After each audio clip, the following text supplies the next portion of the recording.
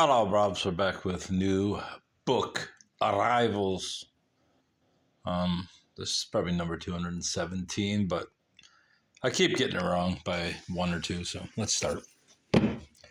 J.R.R. Tolkien, the Silmarillion, the Silmarillion,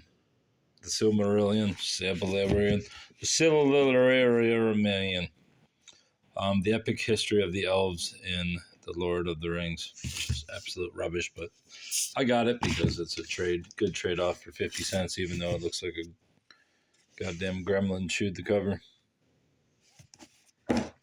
Elizabeth the Queen, The Life of a Modern Monarch by Sally Bedell Smith. From the moment of her ascension to the throne at age 25, Queen Elizabeth II has been the object of unparalleled admiration and scrutiny, but through the fog of glamour and gossip, how well do we really know this bitch? I mean, she's a Illuminati lizard, so you don't know her at all, but... Modern Magic, 2nd edition, 11 Lessons in the High Magical Arts by Donald Michael Craig, which sounds like a enticing title until you see that it was on sale for $6 somewhere, so it's probably not that desirable a book, but the subject matter still has desirability to moi. 11 Lessons. Llewellyn Publications, Part 4, Silver Flat Black. Here's the thing. If you need to look into a book and find a consecrating dagger, shut this motherfucking book and go dagger your head against... No, don't do that. Don't hurt yourself. Don't hurt yourself, buddy. Go drink a fucking cup of coffee. Go out for a nice walk. Put down the book. It's not going to do shit for you. In the increasingly crowded world of magical writings, Donald Michael Craig's Modern Magic remains one of the most lucid and practical texts available. When my knapsack is packed for my desert island retreat, Modern Magic will most definitely be one of my indispensable treasures. Remind yourself, never take advice from Lon Milo Duquette.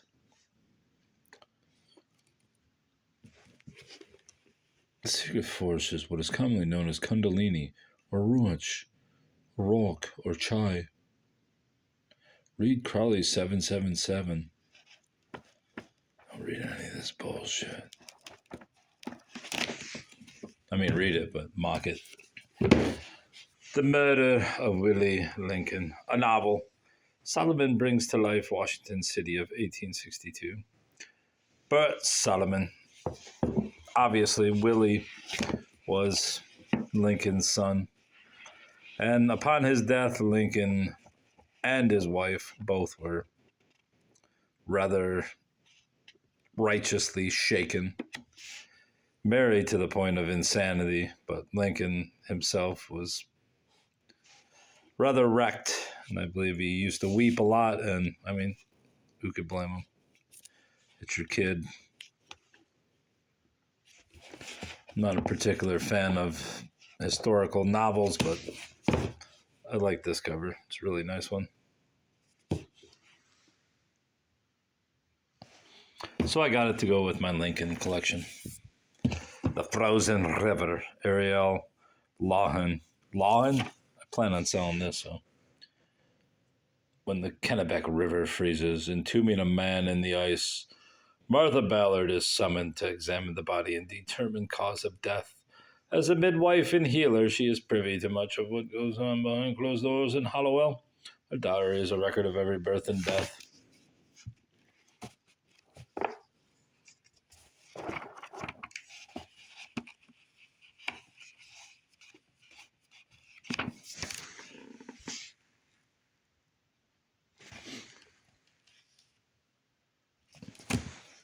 Yeah, I'm selling it.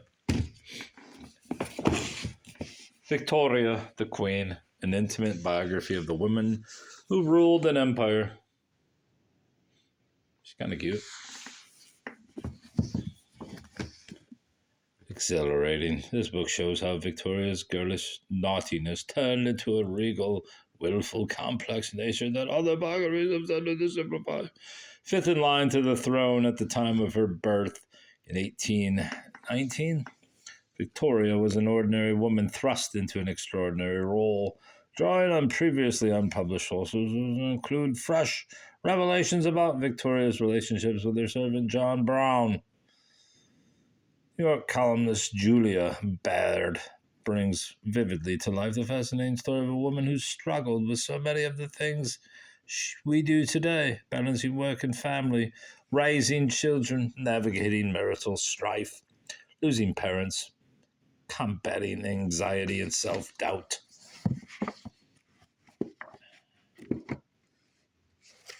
What is this, bruv?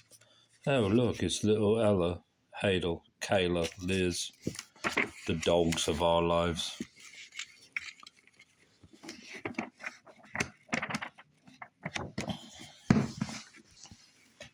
Nice cocked and cup spine. Zolar's Encyclopedia of Ancient and Forbidden Knowledge.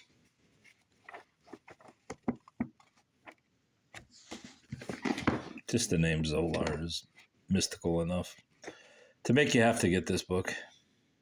Like Rabbi Roses Maimonides, Bacon believed that Holy Writ was the basic source of astrology. The Problem with Forever, Jennifer Armentrout.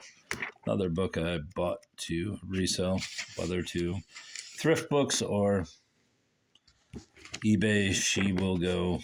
I have about 6 or 7 Armentrout books now. I'm going to package them and get rid of these mothers. It makes some money.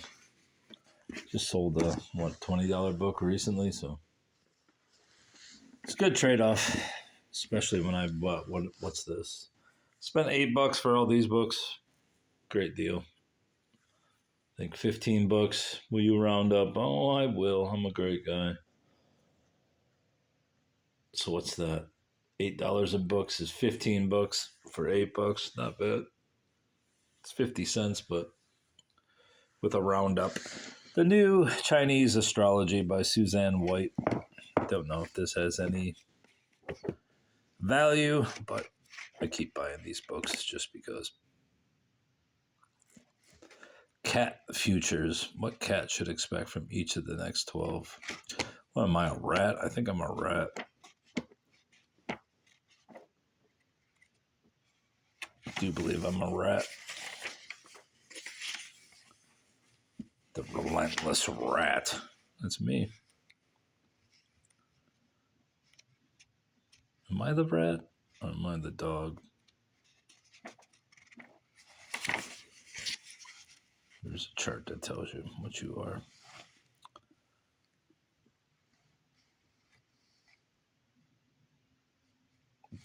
Definitely the dog, it seems. Thought I was a rat, but I guess I'm a dog. See what it says for the dog. The Disquiet Dog, 411.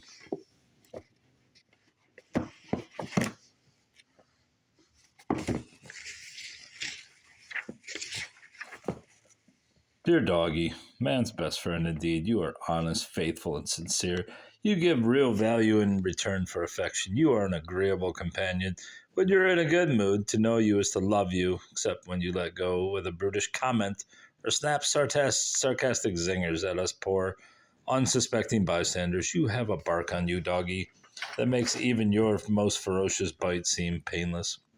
But you selflessly redeem yourself. You believe in justice for all and willingly take up worthy causes and bear weighty crosses against unfair practices. You respect tradition and value honor. You take real pleasure in helping a senior citizen cross a busy street. Is Life's a Big Wizard movie? You definitely wear a white cowboy hat. Never. A finely owned critical sense allows you to sniff out deceit and track down fraud. Trouble is, this flair for truth is so keen that it sometimes causes you to become pessimistic. Terminal disappointment and even depression may ensue. As a hedge against this tendency to hopelessness, try to surround yourself with amusing people whose optimism and joie de vivre help you maintain your own equilibrium. Marry up with a carefree tiger, a fantasy-loving horse, or a cozy, reassuring cat. At a tender age, you will begin to notice that the world is a very unfair place. You'll get involved in crusades and seek to right basic wrongs. My advice? Try not to be so painfully righteous. Accept compromise. Never curl up here by the fire and dream of better days. Doggedly yours, Suzanne White.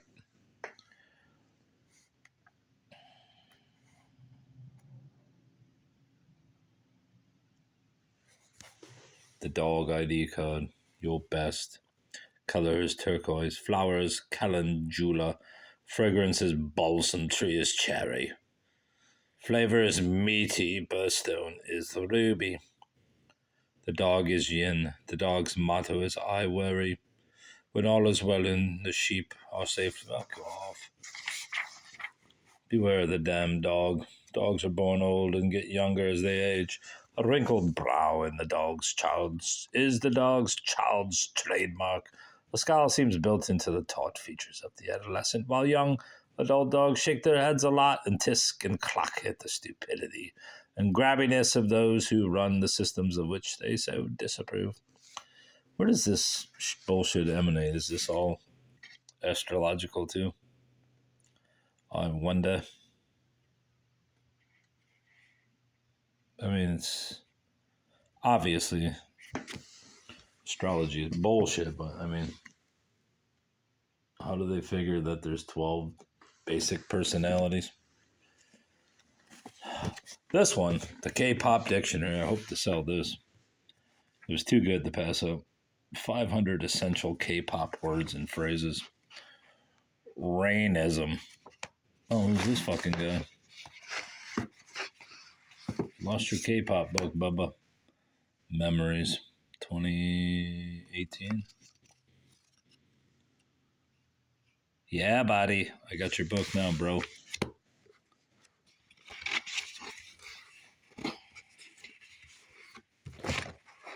Fighting, waiting. Feels. Fashionista, fan service, fan wars, fandom. Digital single, dispatch. Diduin, Jimpo. Kind of bullshit is this? Yeah, I've got a fucking Vulcan dictionary, so K-pop is nothing new. The screw tape letters. My dear Wormwood. Yes, a period of sexual temptation is an excellent time for working in a subordinate attack on the patient's peevishness. It may even be the main attack as long as he thinks it the subordinate one. But here, as in everything else, the way must be prepared for your moral assault by darkening his intellect. Obviously a classic to some, but I mean, it sounds like fucking moral rot to me. Masterpiece of satire and hell's latest novelties. An Evans' unanswerable answer. Apparently, the Oxford Don and Cambridge professor is going to be around for a long time. He calls himself a dinosaur. But he seems to speak to people where they are. Collected poems of Emily Dickinson.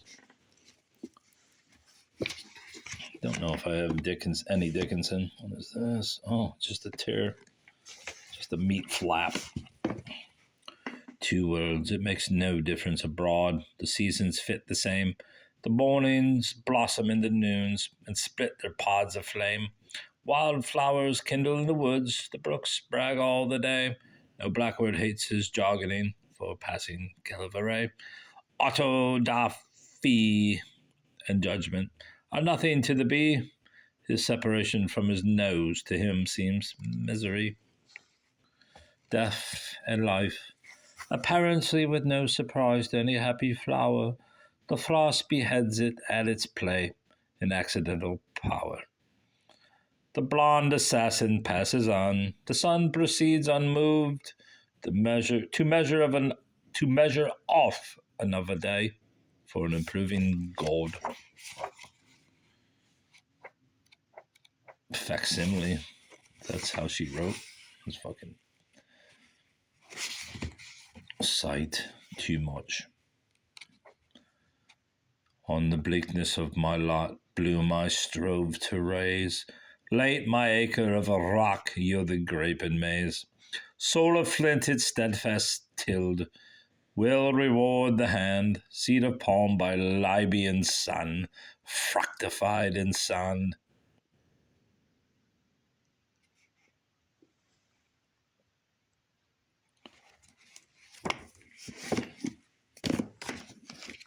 Catherine the Great by Henry Troyat, author of Tolstoy, a biography.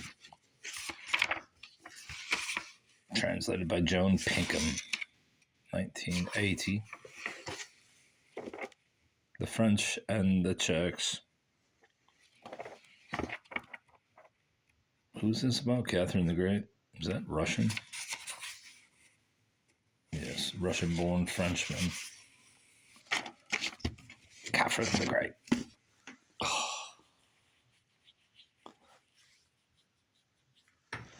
The Prophet by Khalil Gibran's masterpiece. Illustrated with 12 full-page drawings by the author. As I said, I keep buying these books. Obviously, I'm going to sell them. I have no need of this bunkum. But someone obviously wants them because I keep finding these older editions, 1968. There were obviously reprinted and reprinted, probably reprinted several times since then. Don't mind the fact that I'm scratching my finger. Gabriel has not become frenetic. Sisters, Catholic Nuns in the Making of America by John J. Fialka. Oh, look at this. Boulder Bookstore since 1973. It's in Boulder, Colorado, bruv. Got quite the small but burgeoning section on nuns. Nuns moved west with the frontier, building hospitals and schools, and in immigrant communities, they provided aid during the Chicago Fire, cared for orphans and prostitutes during the California Gold Rush, and brought professional nursing skills to field hospitals on both sides of the Cold War, Civil War, whatever it was. So yeah. So my little nun section is growing larger. That's all.